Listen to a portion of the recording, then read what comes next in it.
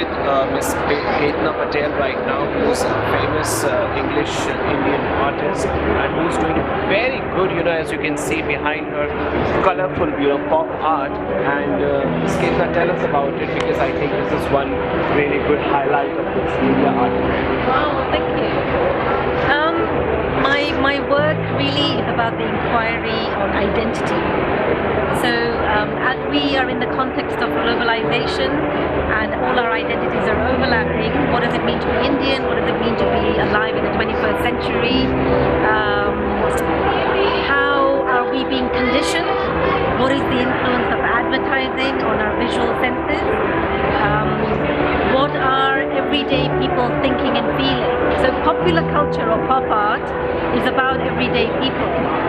And as recent world events, especially Trump's election and Brexit, show you, I think the politicians or the elite of the world are possibly out of touch with what everyday people are thinking and feeling. So I try and put a magnifying glass onto the invisible, unheard stories of everyday people, and I just exaggerate them and bring them to the surface. And that's really what pop art is about.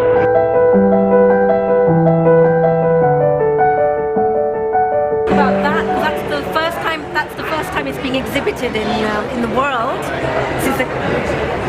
India, I'm here. Yeah, India, I was here. So what I'm trying to do in this piece is, one, I'm borrowing from the language of advertising, because it's the light box. And normally you see light boxes in bus shelters or in advertising, but I want to use it in art. I'm using a color palette that's not associated with things in real life. You don't see these colors in everyday life. So there's an element of fantasy, and you don't know what's real and what's not real. I'm trying to collapse the past, the present and the future into a singular moment, so there's no foreground or background. So she represents memory of yesterday, looking down on today. These kind of tacky malls and this sort of mass housing juxtaposed with something out of miniature paintings. That could be Ganesh, or it could be a modern man in a winter suit. We don't quite know what's real, what's not real, and that's what India to me is. The combination of mythology, spirituality, materialism, pollution, corruption, all these isms make up our reality. So how do you show that in a single frozen moment? Right. So that, for example, is I was here. So even the title, you're not sure whether that's from the past or the present. And there are many more examples. That, for example, is called The Fall of Venus, which is a spoof on a Renaissance painting by Sandro Botticelli, who did The Birth of Venus in Italy, you're probably familiar with. So I've taken the same positioning of the original painting, but I've changed the characters. So now you've got China removing the sari from India, China being represented by Chairman Mao, India being represented by Draupadi. But as we know the story of Draupadi, the sari never comes off because Krishna keeps replenishing it. So the blue hand represents Krishna, and America, or the symbol for Western civilization, the Statue of Liberty, she's in tatters and her horns are fallen off, and she is standing on Sandro Botticelli's original shell, but this shell is representing Shell, the petroleum company. And in the background are the oil industries spewing out a lot of pollution into the air and polluting our oceans, but from far it could almost look quite beautiful because the clouds are pink, but these are pink clouds that are actually very toxic. So the reason I use this color palette is it's a bit like the sugar-coated pill, which is advertising today. Everything is beautiful, seductive, instant, almost eatable, almost delicious. But it's full of additives and it's full of stuff that's not good for you.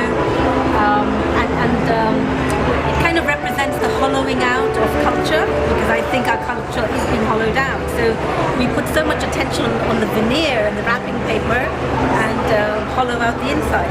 And that, I think, a lot of pop art talks about that in one way or the other.